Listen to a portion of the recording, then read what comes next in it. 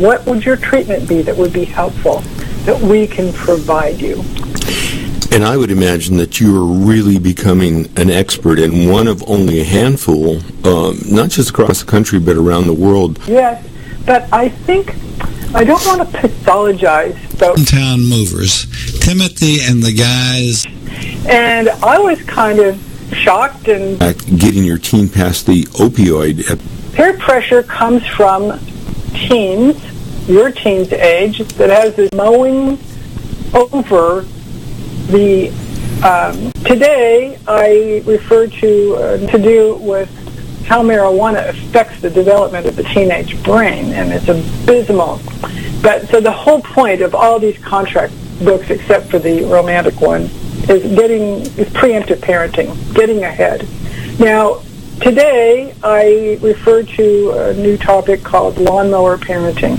Are you familiar with that, Ron? No, let's have you share with all of us what lawnmower parenting is all about. So lawnmower parenting is about mowing over the responsibility for your teen's bad decisions and taking those consequences as a parent onto yourself. So your teen goes free, you've lawnmowered over the issues in school and relationships and sports, and you have, quote, rescued, which I don't really consider it a rescue, your child or young adult from learning. Because if there's no consequences, what's the lesson? That you'll save me? So this is sort of the antidote to lawnmower parenting, because lawnmower parenting doesn't work and it doesn't do any favors for the kids that we're trying to raise to be independent, healthy, functioning members of society. Well, it's a superficial approach to a problem with, if you pardon the expression, deeper roots. Let's talk. We can come back, because there is some relationship between the awkward years in high school and helping your teen get through high school and beyond, and then later we'll talk about this current opioid epidemic. But let's move on to your book. Let's Make a Contract: Getting Your Teen Through High School and Beyond. And I'd personally say that these times are really tough for high school students or even younger students, between in-person and cyberbullying and gamers who just tune out from the real world, and peer pressure, which you mentioned earlier. All of these things, peer pressure to be experimental, if you will, it's not easy for young people to stay on track. Would you say that's a fair statement? I would say that was right on the mark, because kids don't have the training to keep themselves on track. So they'll do anything they can to do what's popular, to do what's easy.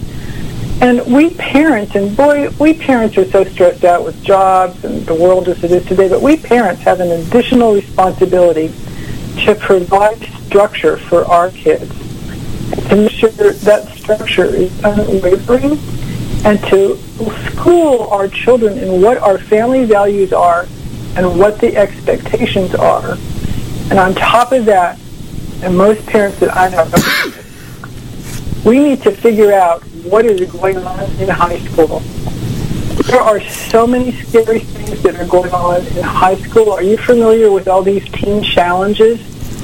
I am, and I occasionally will hear about one of the popular ones, or at least something that's trending. So tell us what you're experiencing in the way of how that's affecting teens. Well, one of the most popular ones is called pill parties. So you raid your parents' medicine chest, don't know what you're taking, or your grandparents, and sometimes people are going into open houses and raiding the medicine chest of the sellers of the property that's open to get these pills. And then they go to a party and they put all the pills in a container, and then they take some. And it's a mixture, and that is such a dangerous game, but it's really popular, and it's used to get high. If we parents don't know that that's going on, and we don't have a conversation with our teen about, I've just heard about this really concerning thing, and here's our family values around it, here is our guidelines, and if you decide not to follow those or respect them, then here are the consequences. You know them up front, so you can either choose to follow the guidelines, or you already know the consequences. You can choose those.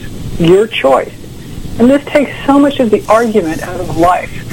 And arguing with our young adults and teens, I don't know about the rest of you, your listeners, but I rarely win those arguments. And as a clinician, I never enter those arguments because I know I won't win.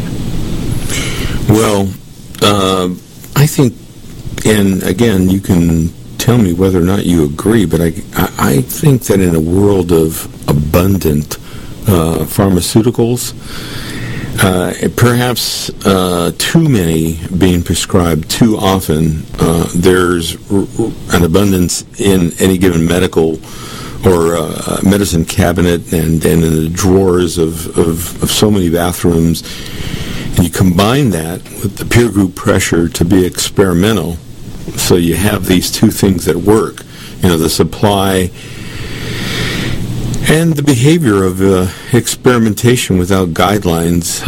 It's got to be a very bad formula that you're having to deal with all the time. Well, when you talk not only about that, that's just one thing, but what are you going to do about tattooing? Or what is your structure around video games? Or when your teen gets a car, what are the guidelines around that? Who pays for insurance? If you're sharing a car with your teen, who's going to fill the gas tank? What are the rules about college? Do you have to have a particular grade point average? So these contracts are all in the book. And the reason I continued on the contract is parents would come to me and they'd say, well, those are just going to be more, I don't know what to do. So that would be parenting from a really advanced window instead of preempting it. So that's how I created the car contracts. And if you get a DUI, I'll make up something. We're not going to rescue you, and we're not going to bail you out, and here's what you'll be faced with, because you may not drink and drive. It puts your life at risk and everybody else on the road. So it's an array, the compilation of things that high school students and parents might be faced with, and the parents might not know that they're going to be faced with it. Well, it would seem that, you know, the consequences of getting the DUI, of being hauled off to spend a little time in jail, it would seem to be pretty extreme. But at the same time, if that happens early in the arc of someone's life, that could lead to much more serious substance abuse, it's really part of the remedy, if you will, to getting someone to understand the consequences. Wouldn't you say? Oh, I would definitely agree. Now, every parent, everybody who's involved in making a contract has to make up their own consequences. So I tend to go to the extremes. But the other truth is that many of the parents I treat have rescued their young adults out of jail. They've hired an attorney to get them off. And the college student in this case goes back and does another DUI. And there's no real learning. We have to somehow come to terms in a kind way with how to teach our offspring about consequences. And we'll actually talk more about that. We're going to be taking a break. We're here with Dr. Ann Scheibert, and we've been talking about her series, the Let's Make a Contract book series, and we'll talk more about that right after this break. You're listening to America's Web Radio on the AmericasBroadcastNetwork.com. Thank you for listening.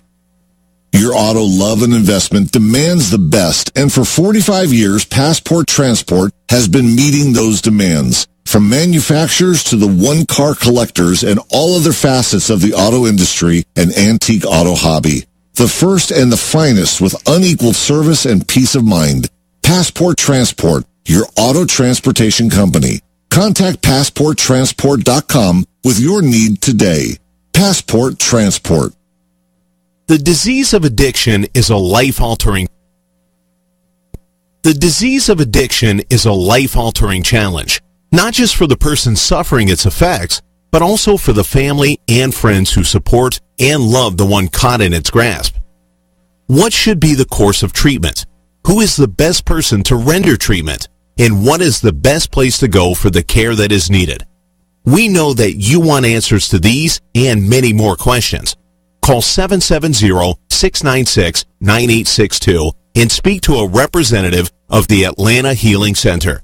They can tailor a program specifically designed to address the needs of the person suffering with an addiction, or give you guidance as to where that help may be found. Information is the key, and the trained staff at AHC is here to assist. If you wish, you can also get more information on the website located at www.atlantahealingcenter.com. You're listening to America's Web Radio on the AmericasBroadcastNetwork.com. Thank you for listening. Welcome back to the Business Hour. I'm Ron Camacho, your host, and we're here with Dr. Ann Schubert.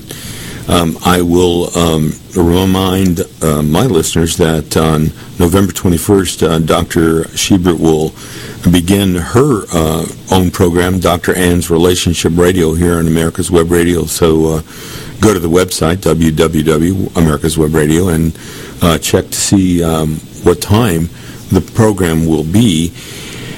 And let's get back to talking about her series, the book series, Let's Make a Contract.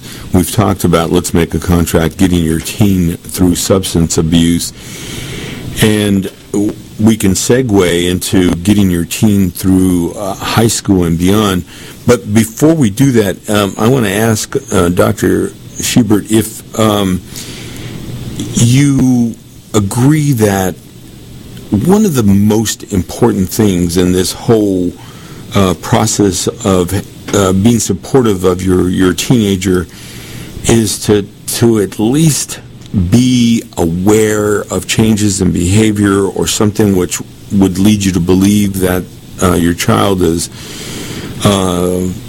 facing some challenges, maybe actually in the grips of an addiction, and that awareness is one of the first steps to then developing some sort of structure that helps the teen to have that training that you talked about, because a teenager is so ill-equipped very often that there is chaos and there's no direction. So I would think that having some sort of an awareness, and that might come through communication, is really paramount. Do you agree with that? Oh, I totally agree. And I'll tell you, one of my patients, a true story, her son was like a B- student, and she noticed that he would come home from school and sleep the rest of the night. And then she just thought, oh, well, that's a growing spurt. Well, it wasn't. It developed into a huge addiction. But had she caught it earlier, it probably would have been nipped in the bud there. And had she been aware, she was really ignorant about the topic of substance abuse, of the signs of substance abuse or depression or whatever it was, she could have gotten her teen help. And, you know, as parents, our job is to be really respectful and kind in having these conversations with our kids and to help them structure themselves. But if we're not kind and respectful in the process of that, we lose our team. And Ann, what is your advice to a parent who might have a strong sense, or maybe not even a strong sense, that something could be out of balance, and in fact it very well may be out of balance, but whether it is or is not, but particularly in the case where something is wrong, and they so often hear, "Oh, Mom, it's nothing." What advice do you give to them when they hear that? I have a great sentence for that. I believe that you think that, but I am your mom, and I love you, and we're going to go explore this more. And do you feel like you could talk about it with your partner or your dad or whoever, your aunt, your grandpa? And if the answer is no, which it usually is because it's resistance, Yeah, well, I think that we need to have a third-party help, and we're going to go do that. Now, remember, if you have a child who's under 18, they really don't have a vote. And having that third party and a safe place to talk about something is really important. Many children and teens are really embarrassed if they're being bullied at school or if they have no friends. And they don't want to share that with their parents if they surmise that their parents might think that they're a failure. There's a lot of lonely kids on our campuses and at high school, and especially in junior high. That's a huge transition area. Yeah, I would imagine that loneliness is also one of today's epidemics. And before we go down that path, because we're going to be talking about your book, Getting Your Teen Through High School and Beyond, I wonder if you'd agree with this statement, and that is that well, you essentially said that your teenager who might be resisting, if they're under 18, they're still a child which is in your control, if you will, and you have to take charge in the face of that resistance and maybe err on the side of exhibiting both concern and taking action. Well, absolutely, because we have to convey that it's not a punishment to go talk to somebody, and maybe our family needs help. The minute we make our teen the identified patient, that becomes a shame issue. So, and it usually is a family issue. So taking the family in to help solve whatever it is going on, and you don't have to tell me, but we're going to give you the privilege of talking to a third party. And then I just want to say this caveat. If your teen does not like the person that they're going to see, you've got to find somebody else, because they won't talk. I experienced this in the emergency department a lot. Some people don't like me. Some people think I'm fabulous. But they'll talk a lot less. And especially if it's an adolescent, they need to have somebody who they think is pretty cool and who gets them.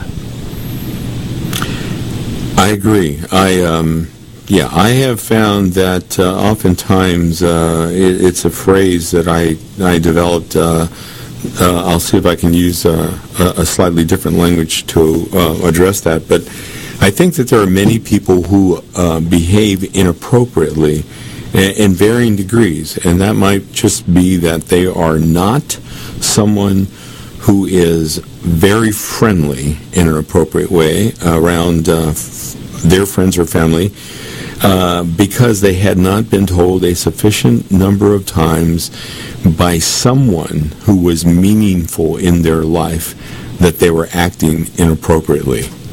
Yeah. Do you think that bears any credence? Well, I think it's right on. We give it a pass.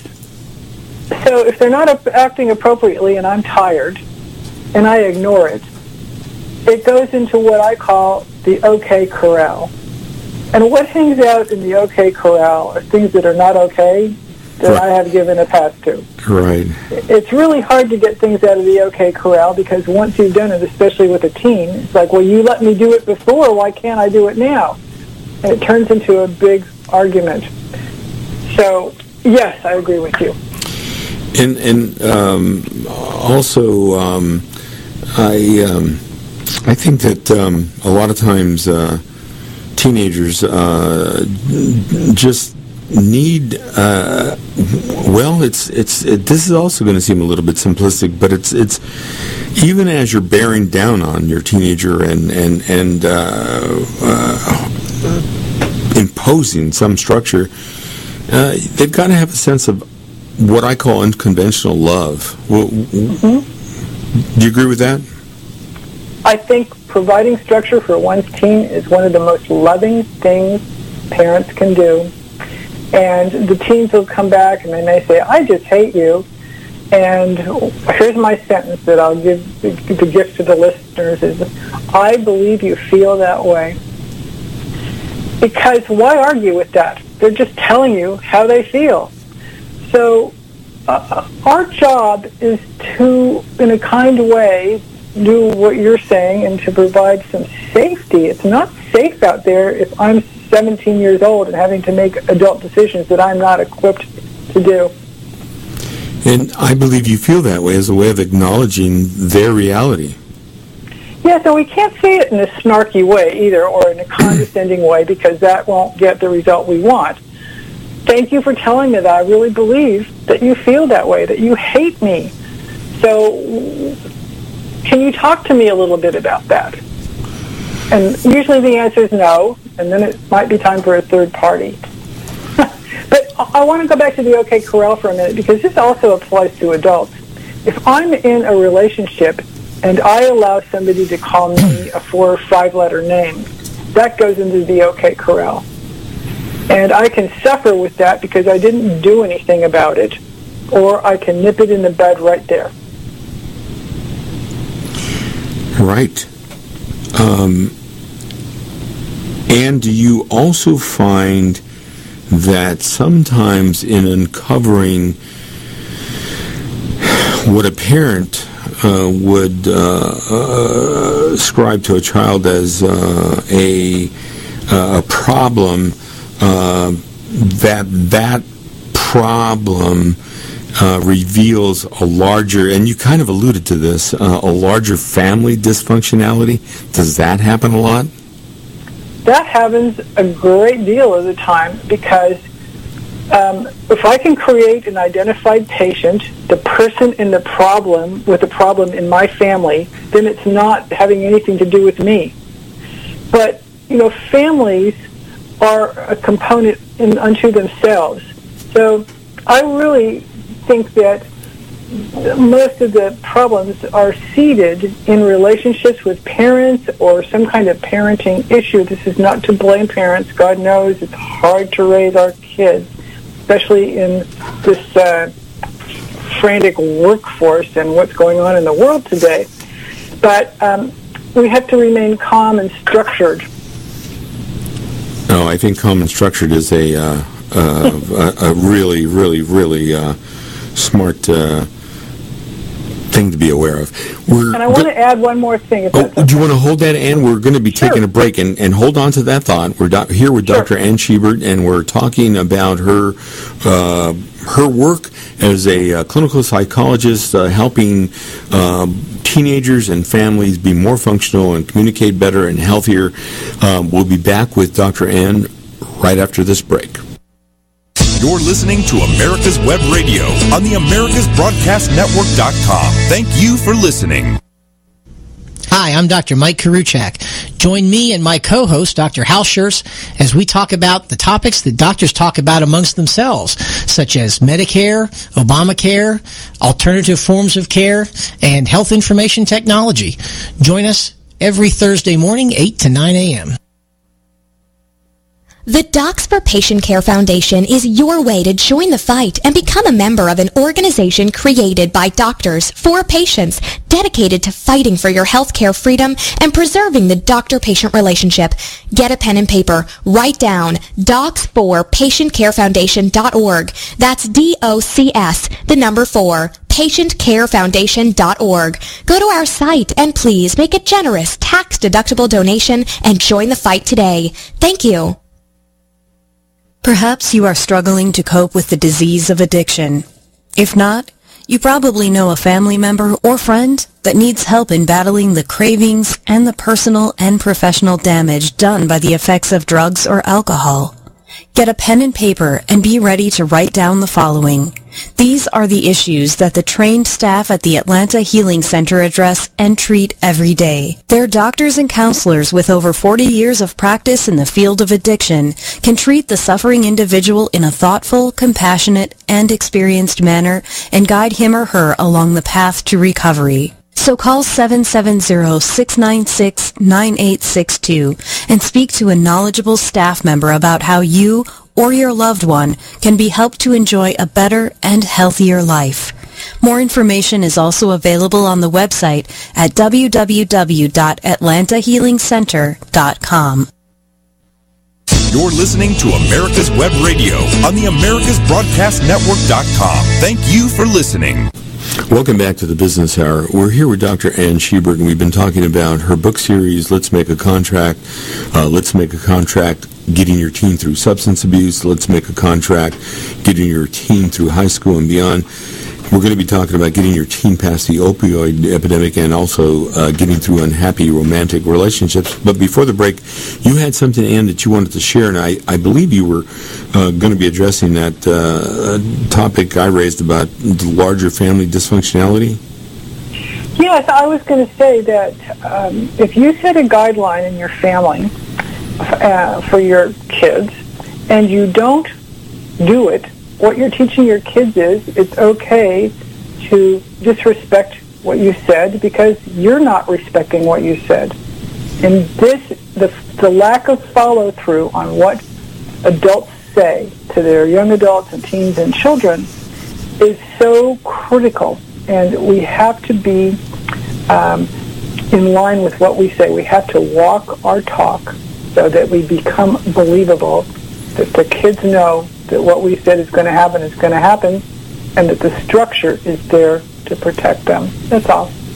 Yes, I think that, setting those expectations and then having actual follow-through is a great, an important aspect to getting on track.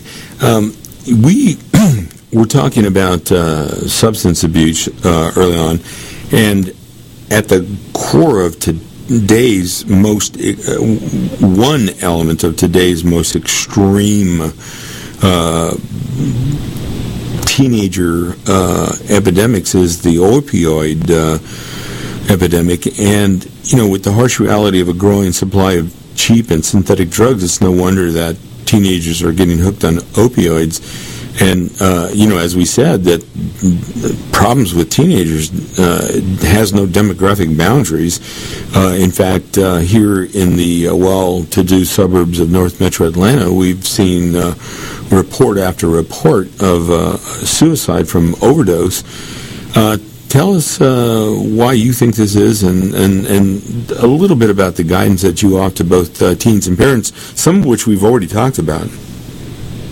Well, first let me give you a little bit of information. So in 2015, 33,000 overdosed from opioids.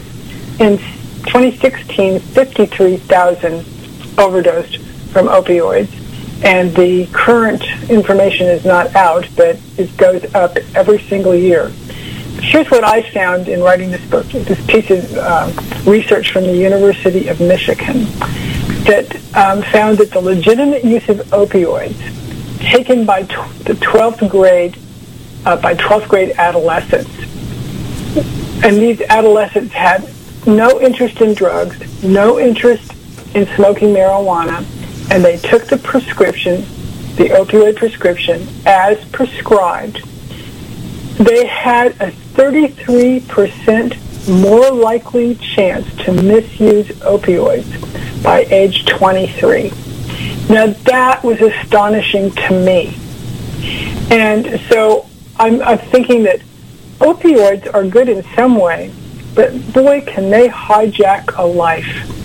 And then more research showed that if you take a Tylenol or an over-the-counter pain medication, that most of the time, not when you're coming out of surgery, but most of the time for the aches and pains that we all have, a Tylenol, and I have no financial interest in Tylenol, but something like that will deal with the pain just as well as the Vicodin. So I think that the American culture's idea of take a pill to make it better is not accurate. And so part of my book is about skills, not pills. What can we do, especially for our young and ourselves, to help take away this predominant use of opioids if you have a toothache? And that was a major concern. And we have to get our teens past this, because take a pill and it'll be better is just prevalent in our culture right now. Well, and fortunately, I think there are some physicians that have come to recognize what might be characterized as the error in their ways of overprescribing, when in fact, in many cases, the non-addictive prescription is more appropriate, and even more appropriate than that is having them come see someone like you, where you can actually work on the problem as opposed to just the symptoms. And I want to turn to your book, Let's Make a Contract, Getting Through Unhappy Romantic Relationships. And we've come just about to the end of the program, so we're not being as fair in giving weight to this area, but in a sense, it's a teaser for your upcoming program, Dr. Ann's Relationship Radio, by just touching on this very briefly. When you and I chatted prior to the show, I said to you that it seemed that there are millions of people that are in unhappy relationships, and I wondered if the timing of your program had anything to do with the upcoming event that is so ever awkward for so many people, and that's the Thanksgiving holiday and the holidays in general, which can sometimes be the most difficult for families and friends. So talk about unhappy romantic relationships within the context of the holidays, if you will. I will.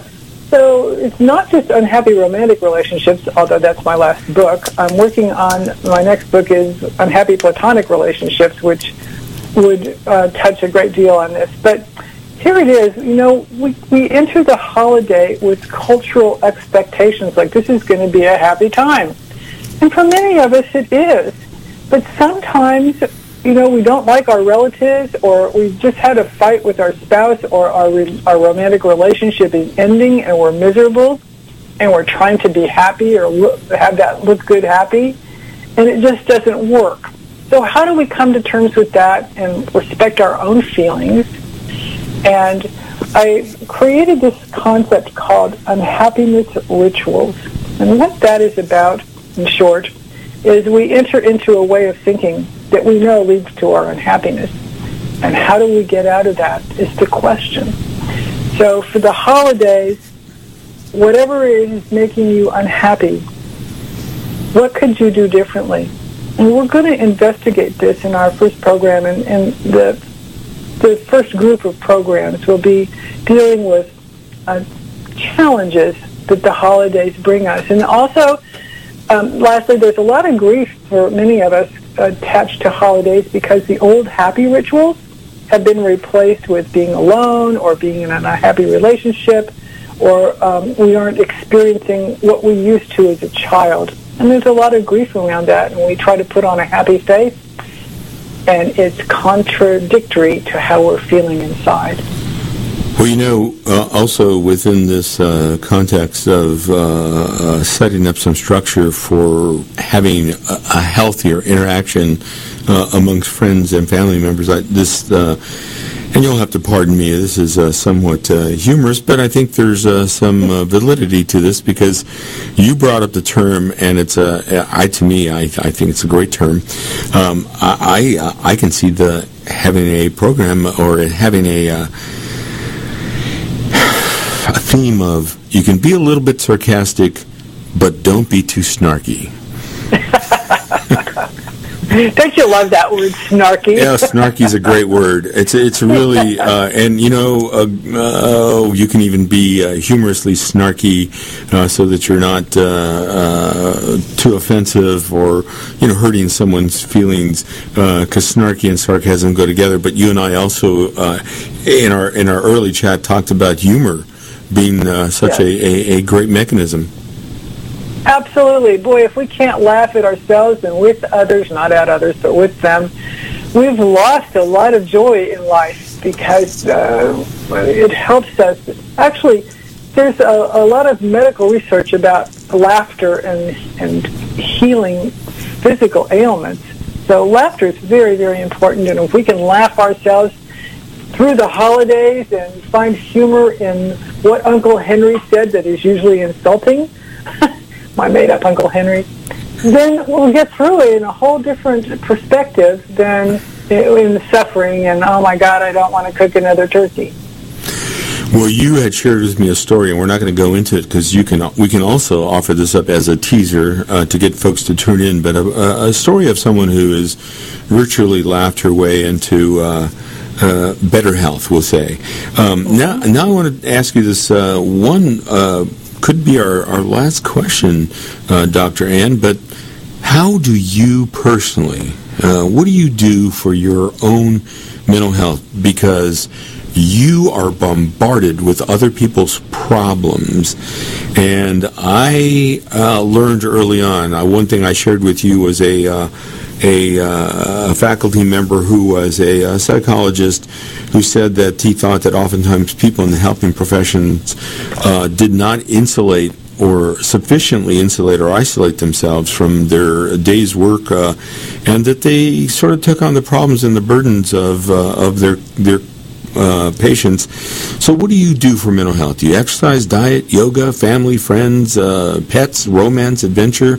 What helps you maintain a healthy outlook in life? Well, I'll tell you the expected answer, and then I'll tell you the embarrassing one. Okay. So the expected answer is I do exercise. I work with a trainer once a week at my gym, and that really helps. And I take walks, and I read, and I write books. Is very cathartic for me. Now, the embarrassing answer is I have 2 ragamuffin kittens, and much to my husband's embarrassment, I bought a kitty stroller that keeps them inside. It's just covered with netting, and it zips shut. And I take them for walks. And my husband is such a kind guy, he goes with me, even though I think he's a little embarrassed. So we walk the streets and take the kitties for walks, and I pet them. And what's even more embarrassing is I play Brahms' Lullaby for them so they can hear it. And that helps me a lot. I'm out in nature. The kitties love it because they're indoor cats. And that's my embarrassing confession for you. Well, I think that you've probably made a lot of cat lovers and pet lovers out there very happy to hear about your care, your loving care of your kittens or your cats. Dr. Ann, I want to thank you very much for being on the program today, and I wish you very much luck on your program, Dr. Ann's Relationship Radio, coming up on November 21st. Thank you so much, Ron. It's been a pleasure to be your guest. We've been talking with Dr. Ann Schubert, a clinical psychologist. As we mentioned, she has a program coming up on November 21st. You've been listening to America's Web Radio on the Business Hour. Have a great weekend, and we'll see you on the radio and the Internet next week. You're listening to America's Web Radio on the AmericasBroadcastNetwork.com. Thank you for listening. 45 years of experience is behind the most trusted name in auto transportation. Passport Transport, the first and finest today. That's why Passport Transport is the preferred auto transport for major auto manufacturers, concours, museums, tours, and collectors, and should be your choice from across the state to across the country. When you have the need, go to PassportTransport.com and enjoy the peace of mind referenced experience will give you. Passport Transport. The disease of addiction is a life-altering challenge, not just for the person suffering its effects, but also for the family and friends who support and love the one caught in its grasp. What should be the course of treatment? Who is the best person to render treatment? And what is the best place to go for the care that is needed? We know that you want answers to these and many more questions. Call 770-696-9862 and speak to a representative of the Atlanta Healing Center. They can tailor a program specifically designed to address the needs of the person suffering with an addiction, or give you guidance as to where that help may be found. Information is the key, and the trained staff at AHC is here to assist. If you wish, you can also get more information on the website located at www.atlantahealingcenter.com. Whether cruising the strip in a 57 Chevy or taking the family on a vacation in a 71 Oldsmobile Vista Cruiser, you need to tune in to Classic Cars with Steve Ronaldo and Jim Weber every Saturday from 8 to 9 a.m.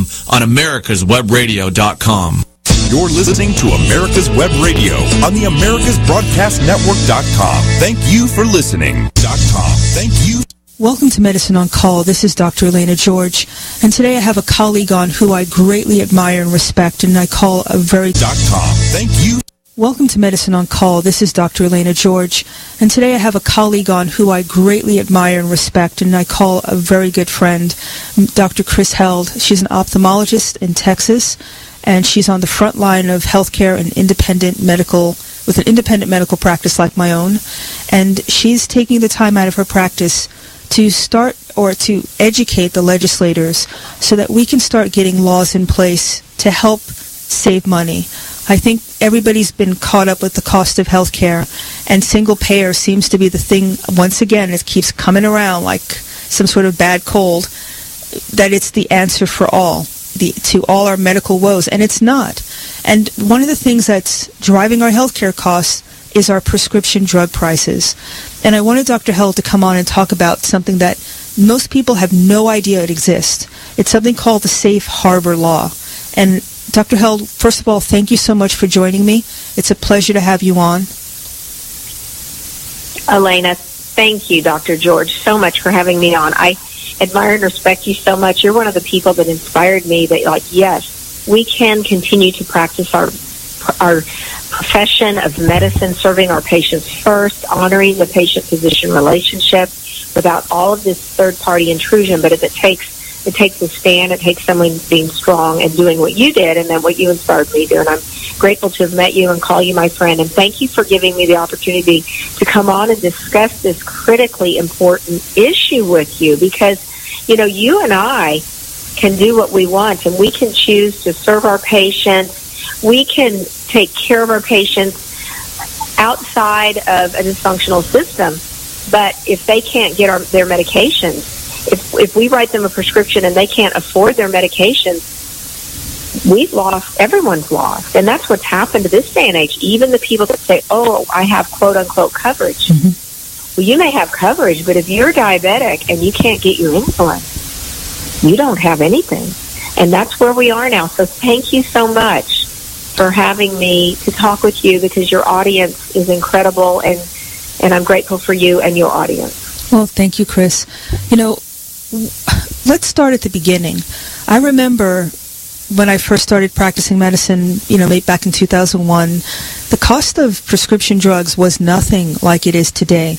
We went through a lot of different iterations where the generic drugs then took over, and they were nicely, you know, it was a way for people to get to afford medication outside of the brand name system. And now we're seeing the generics are like they were brand drugs in terms of pricing when you can find them. So I've seen the rationing. You can't even get IV fluid at this point.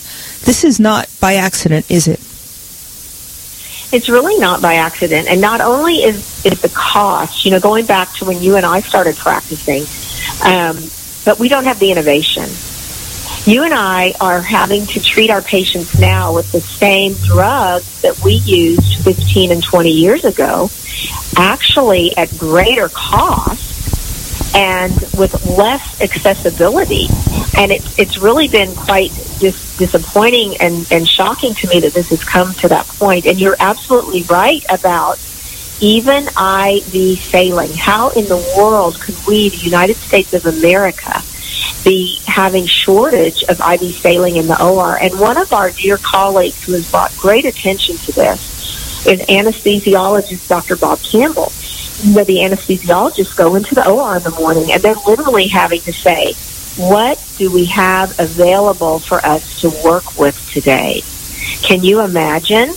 And, you know, when we think about the fact that they're going in to deliver babies, they're having to try to deliver babies and take care of women, our nation's mothers, our nation's babies, and their mothers, not knowing, will we be able to give them an epidural if they need a C-section, or will we have to put them under general anesthesia, which is proven far greater risk to the baby and the mom, because we do not have available drugs and saline to safely use far safer means of anesthesia. Similarly, shortages of mag sulfate. When women have preeclampsia and preterm labor, we don't have access to very basic medications that we've had for years and years, and it's because of this problem with the PBMs and the GPOs. And what's happened is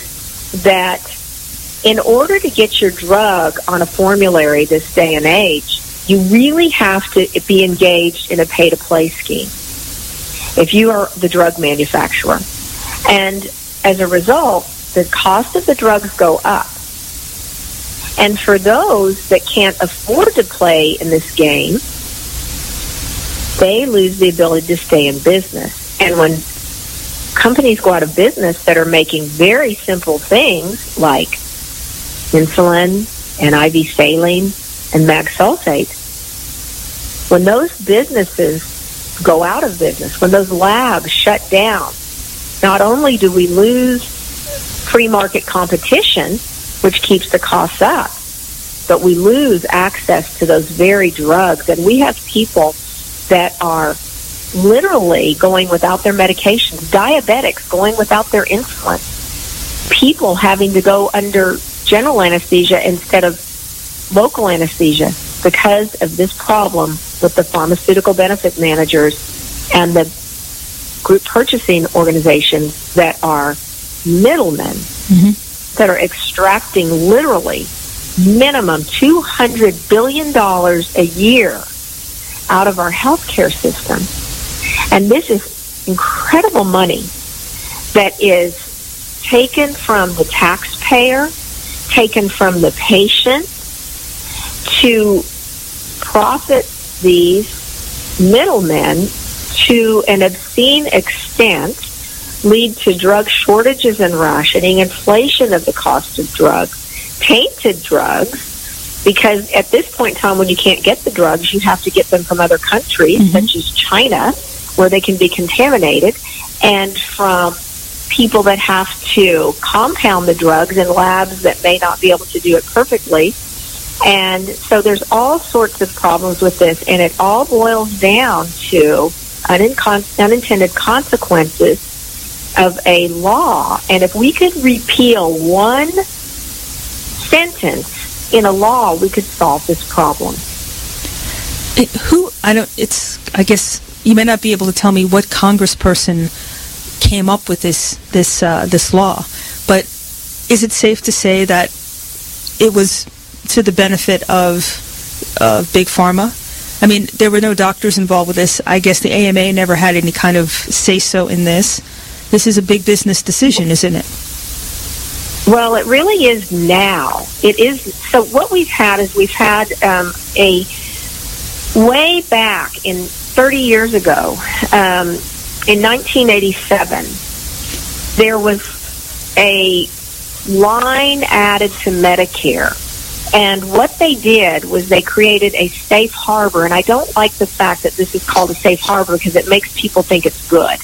But actually what they did was they put in that you could do, they made kickbacks legalized. So when something that started as a good idea, you know, hospitals used to be nonprofit and run by churches and people that wanted to, in our communities, care for the sick and the needy. And what became expensive was that they were having to buy all sorts of, you know, every supply for the hospital was expensive. And they said if we could buy in bulk, we would save money. So that's when the group purchasing organizations came about. And initially, the group purchasing organizations would work for, like, dues or a fee. And then there was a law that said, well, why should the hospital have to pay this fee? The hospitals are trying to help people. So let's let the middlemen, the group purchasing organizations, be paid on the other side by the vendor. And then the hospitals wouldn't have to pay. Well, guess what happened? In short order, all of a sudden when the person selling the product has to pay the middleman, there's a lot of room for kickback. So take this forward 30 years. On the inpatient side, we've got the group purchasing organizations, and that's everything that the hospital buys, from hip implants and knee implants and IV saline and tubing and everything in the hospital, to the outpatient side, which is the pharmaceutical benefit managers. And that's everything on the outpatient side, from every single drug that you need to take. And so now we have all of our insurance companies, everyone has an insurance plan, and they have a formulary. And a formulary is the list of drugs that you can get from and through your insurance company. And people know how complicated this is. There's tier 1, 2, 3, all these level drugs. Well, in order to get a drug on a formulary, the pharmaceutical benefit managers go to the supplier, the vendor, the medication maker, the manufacturer of the drug, and say, what will you pay and what will you do to get on the formulary? And so now we have these formularies, this list of drugs that we can use that aren't chosen by the doctors. They aren't the things that you and I think are the best. They aren't the ones that are the most cost efficient. They aren't the ones that are the best for the patient. They aren't the newest, most innovative drugs. They're the drugs that are made by companies that are willing to pay to play in a rebate scheme and etc. that's very convoluted to get on the list. And what's very, very concerning is that in the pharmaceutical benefit management industry, there's only 3 huge companies right now that control over 80% of the PBM market. And more than 70% of all prescriptions dispensed in the United States of America are controlled by 3 companies, which is CVS Caremark, Express Scripts, and Optum Rx, which is United's PBM. So basically, in 2016, just 2 years ago, these 3 companies, CVS Caremark, Express Scripts, and United Optum, reported a net revenue of $303 billion. And out of that, we really think it's probably more than this, but they made $100 billion in profits. And this is just in being middlemen, brokering the ability to get on the formularies, and then a convoluted supply chain system from there. So what happened, Elena, is that instead of insulin costing a patient $88 to $100 a month, insulin now costs a patient $400 a month. Mm-hmm. And you and I both, as surgeons and specialists, see our patients coming in that are diabetic, and they can't afford their insulin. You know, when you pay $800 a month for your insurance, or even if you have subsidies, who can afford $400 a month for their insulin?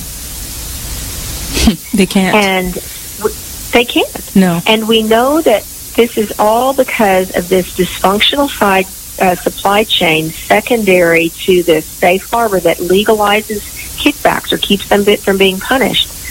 And if we could get rid of this, the cost of insulin would go back down from $400 to $88, and then if we could, then at that point in time, free market competition would be reintroduced, and we believe that people could get back to where they could get their insulin for $40 a month. This affects every American, and when you think of all the diabetics and patients with hypertension, all of the most simple drugs, we have got to address this, and people have got to wake up to it, and we've got to get this fixed. On that note, Chris, let's take a break. You're listening to Medicine on Call.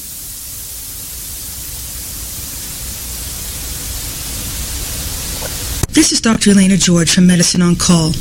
When I wrote my book, Big Medicine, I wanted readers to learn both how the healthcare system works and how to navigate the system to make it work for them. A supplemental policy from Aflac is a little-known but effective strategy to help cover costs of routine medical and dental care and catastrophic care such as cancer, kidney disease, heart attacks, and stroke. Imagine buying a policy that will pay you if you are diagnosed with a catastrophic medical condition, or you need emergency care, no questions asked. Whether you're a small business owner who wants to cover your employees, or you have a high deductible plan, buying supplemental policy provides coverage you can actually count on to be there when you need it. It also covers preventative care such as mammograms. Imagine being paid to stay healthy. It's a no-brainer. Learn more by texting "Paid to be Healthy" to 36260 or go to www.aflac.com/Stephen_money.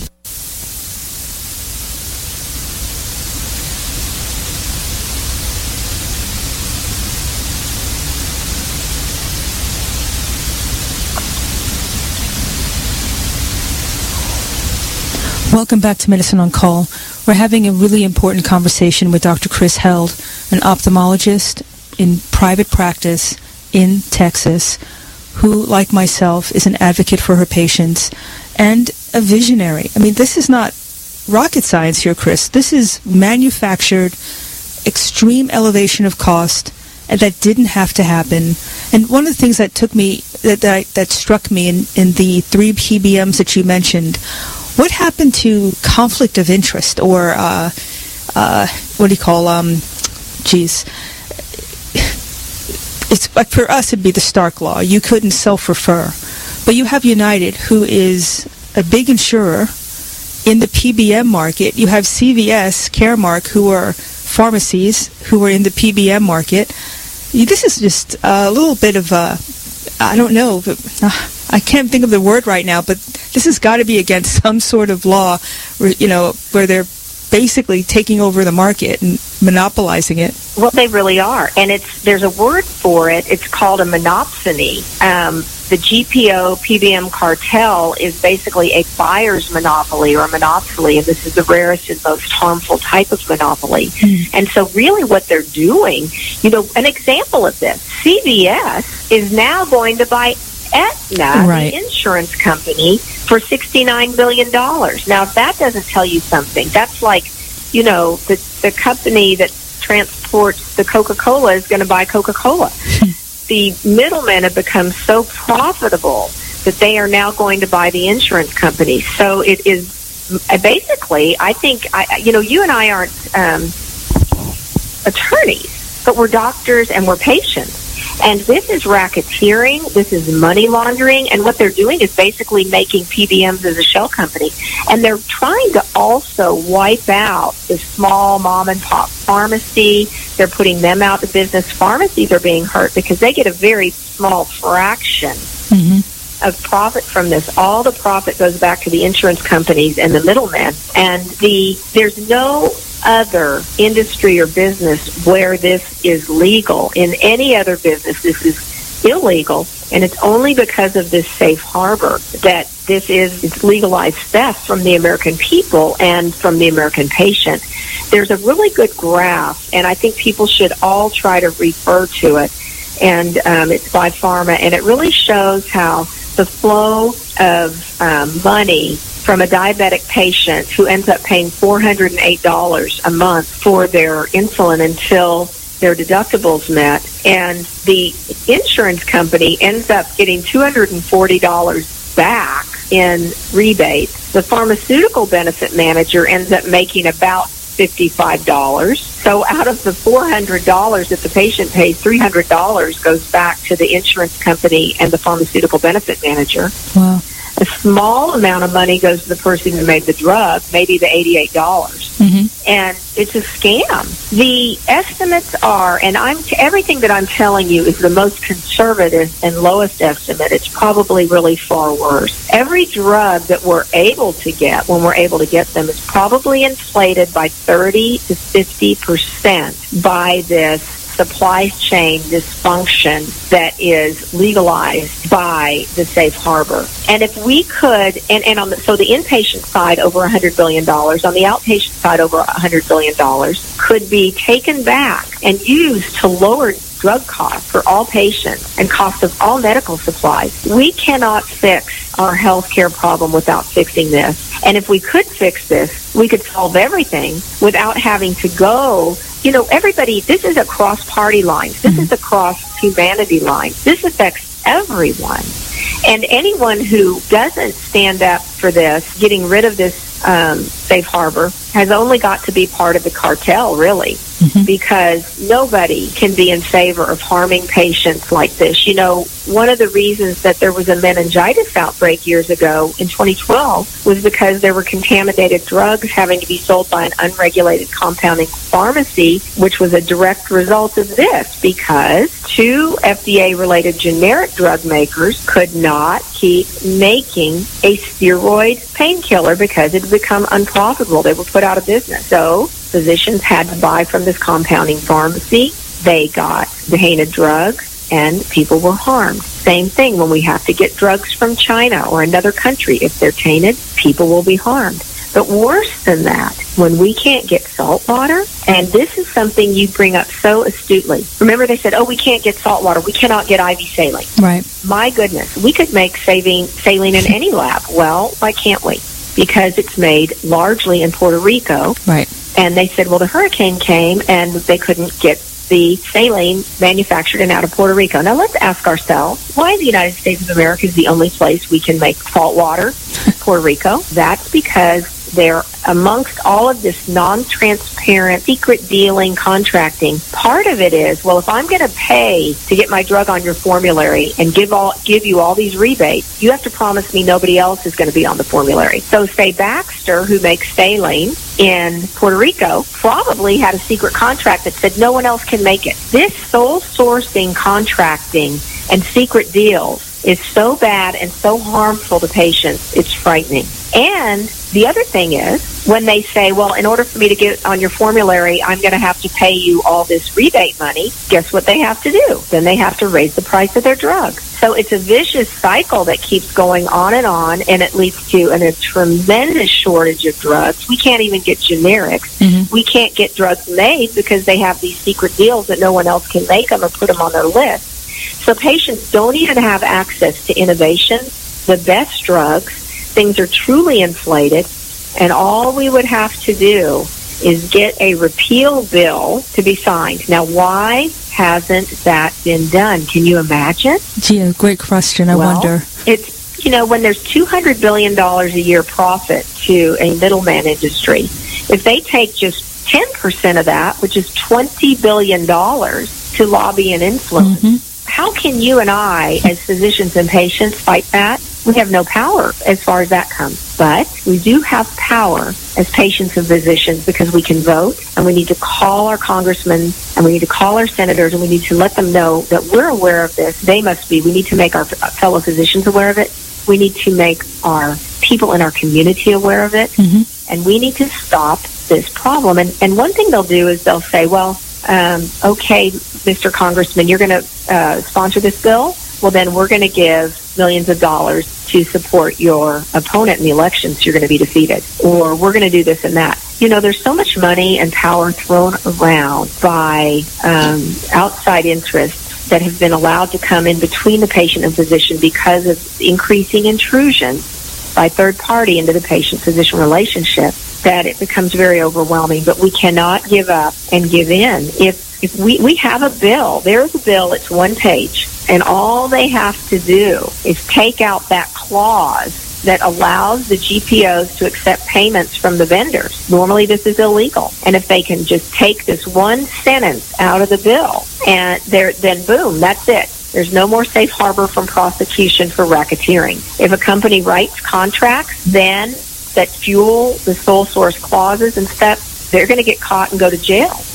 And so we need to stop this. So we've got to get some bold the legislation has to originate in the House. So we need to get some bold congressmen to sponsor this, and then we need to get people to support it in the Senate. And this would save lives and patients and monies. We know it costs at least 30 to 40% of all the devices in the hospitals and much more. And the answer isn't single payer. Everybody that sees the problem, some people think, we just don't have enough government. We need government to take it overall. Right. And others say, no, we need less. Well, this is so dysfunctional. There's no way that we can just add more dysfunction on top of this. And I'm hoping that when you get this word out to your listeners and your community, and I can get it out to mine, that we will have a voice. We may not have $20 billion, but we do have the votes in each of our congressional districts. Mm-hmm. And like I said, this is an existential election. You know, we are in a position where we're at a crossroads. If the proponents of single payer take over the Congress, then that would be the path that we go. And I'm totally with you on this. Doubling down on the most expensive aspects of our healthcare system is not the answer. And we're seeing this not only on the PBM side and the big pharma side, but honestly, I think we're seeing it on the hospital side as well. There's an article that came out from California that as they consolidate the hospitals, as they become too big to fail, the cost of healthcare and insurance premiums have only gone up. So that to me smacks, it's a chilling effect that single payer could have, because I think it's going to be the same thing, but you have nowhere to go except that system. Well, that is what's happened.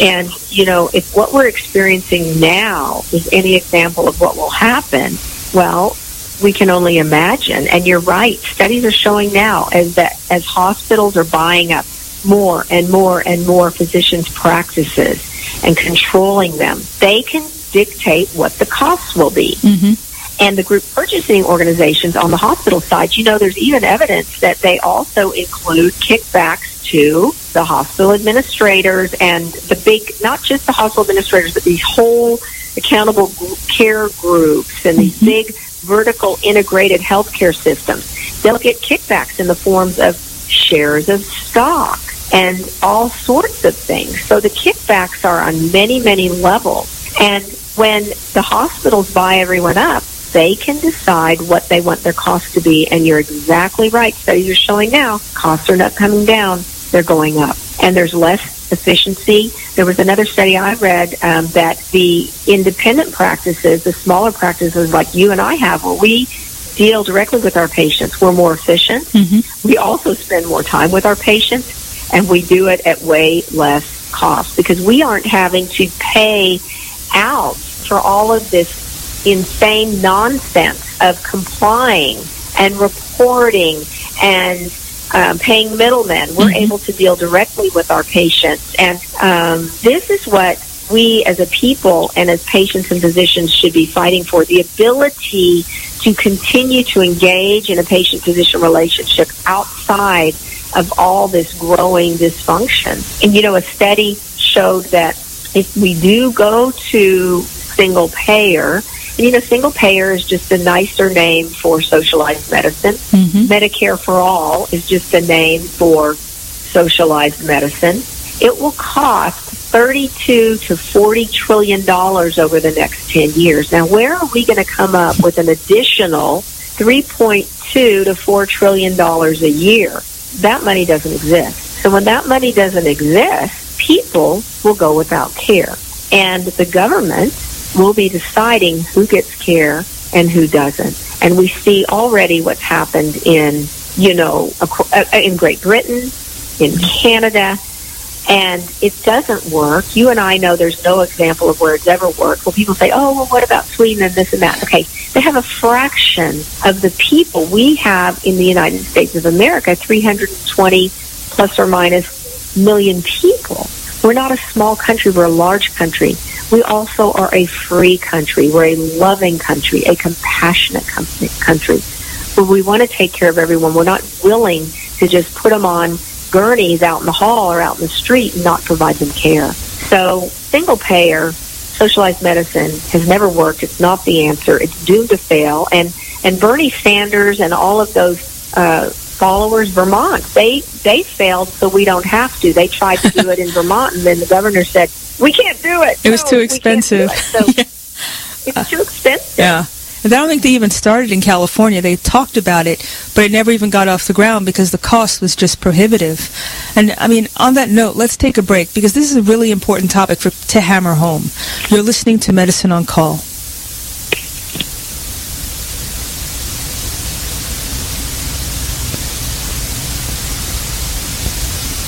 You're listening to America's Web Radio on the AmericasBroadcastNetwork.com. Thank you for listening.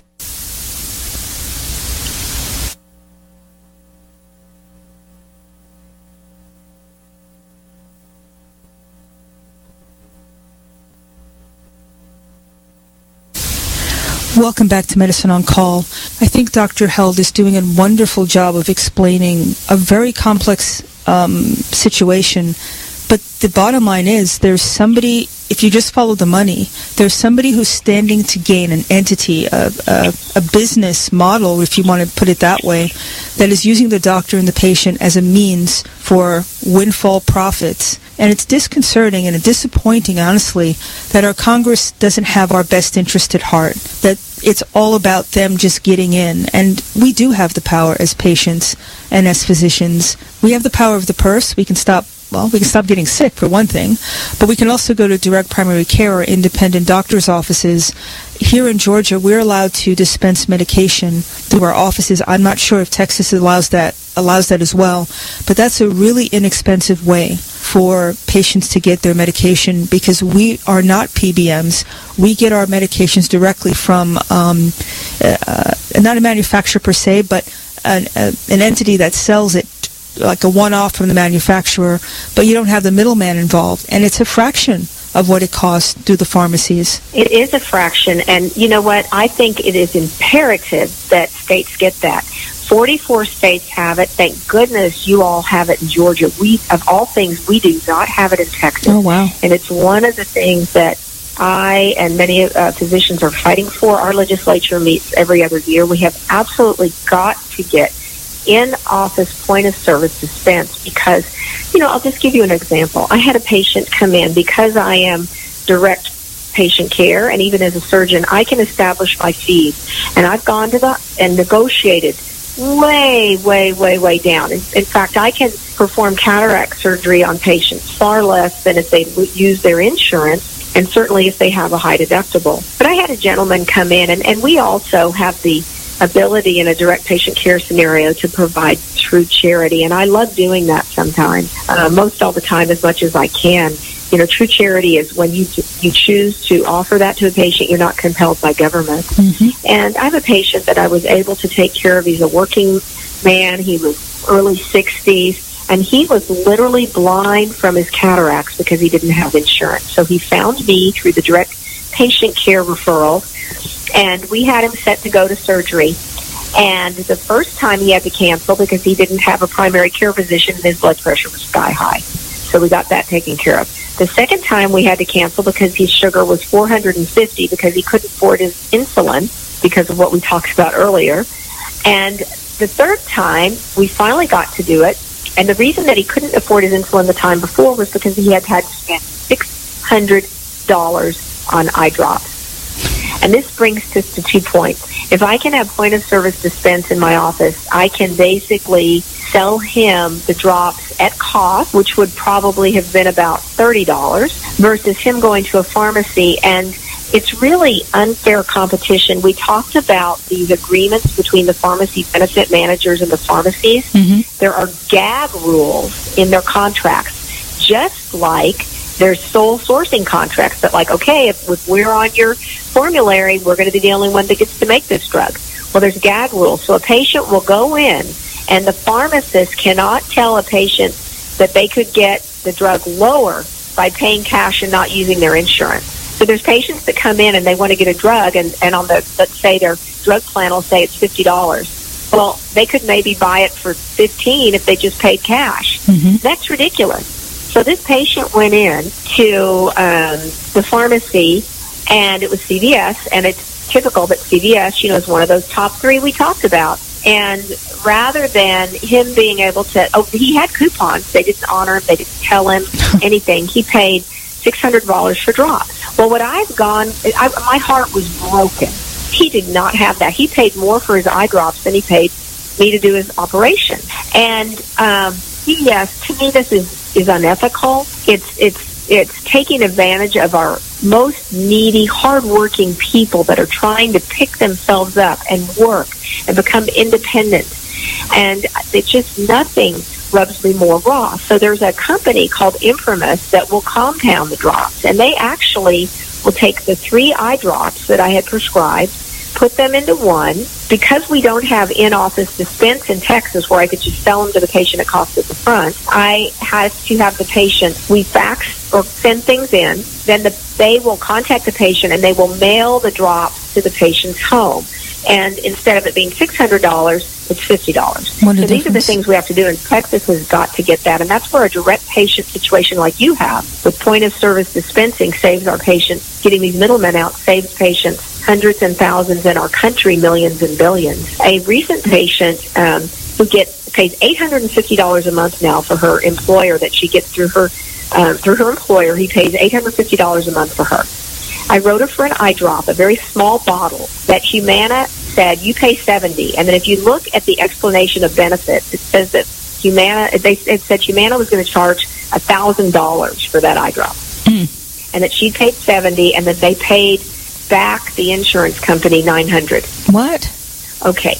I can order that. It's a scam. I can order that drop for that patient through Infamous at $50 a month, compounded. Now, I have to trust that that company is going to do it, and we're not going to have problems. But if we try to just keep going along as patients, and the problem is when we don't, once our deductible's been met, or once our employer or somebody else is paying for it, the tendency is for us to say, we don't care, we're not paying for it. Right. And I think that's how a lot of this keeps going on, because if it's not coming out of my pocket and I don't see it, much of that $200 billion that is fueling these middlemen and the growth of this whole economic sector is because of the lack of transparency, the gag rules, the sole source contracting, the lack of transparency, and then the fact that there's no, once you've paid for it or your employer has, there's no skin in the game from the patient standpoint. And this is bankrupting our country, our healthcare system, and leading to rationing and shortages and really unnecessary pain, death, and suffering. Did you read that article about the poor young man who could not afford $400 a month for his insulin, went without it, and he died? No, I didn't hear that one, but it's so not surprising. The diabetics know about this. Yeah. This should not be happening in 2018 in the United States of America. Just to make enrich a company further. You're absolutely right about that. And I wonder how you believe you're talking about the first line of the medical side. The fact that people are denying themselves medication, but they're denying them services. I think now that I know where this money's going, now it makes a lot more sense. So, as a physician, you're a surgeon like I am. If you get a pre-cert for a procedure and you're allowed to do it, they give you the approval and they pull the rug after you've done it and not pay it. Now it makes sense. It's all in line with what they do. They are capturing money on both ends. They're keeping it. They're paying each other off for the privilege, and they have the sanction of the government to do it. Am I wrong? But that's how it seems to me. It's a big octopus, and it is a big octopus. It's a network. It's not like they're colluding. I always thought that the insurance companies were making, they decide what they're going to pay for. They get together and decide how much they're going to reimburse for something. If you join a health insurance plan, you don't know how much they're going to pay you. You literally have to pull teeth to find out what the allowed amount is for a procedure. And they only give you like 10, maybe 20 procedures at a time.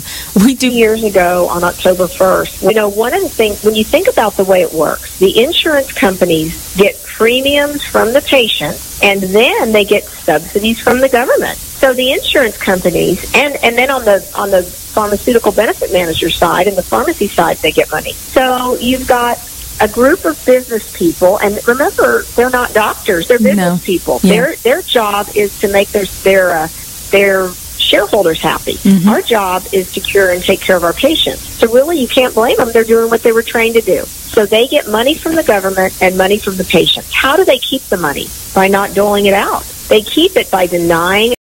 And that's why when you go to get your medication, when I let in, to delay and deny care, because guess what? Every day that they keep their millions and billions in the bank office, and it behooves them to inflate costs, because when the pharmaceutical benefit managers and GPOs are paid a percentage of cost, well, if you get that encourages price inflation, lack of transparency. Let's look at the VA, where 300,000 people, not next week, it's a couple months. True, and an endocrinologist or a neurologist, very difficult.